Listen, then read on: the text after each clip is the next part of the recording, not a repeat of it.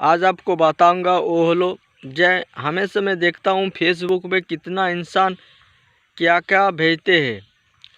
आप ये नहीं समझ सकते, आप एक एनर्जी है। एनर्जी प्रत्येक जीव में एनर्जी होता है, एक वस्तु में एनर्जी होता है। संपूर्ण ये जीव में जितना ही ये प्रकृति में जो भी चीज़ है सबका एनर्जी होता है। आप एक बार सोच के देखिए जो आप ये ब्रह्मांड में आप क्या मैसेज भेजते हैं।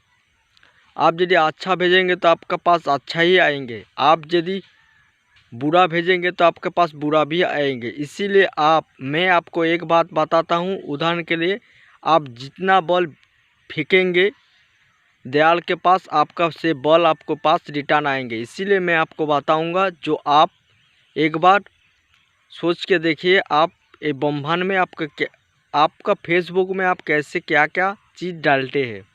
धन्यवाद, थैंक यू।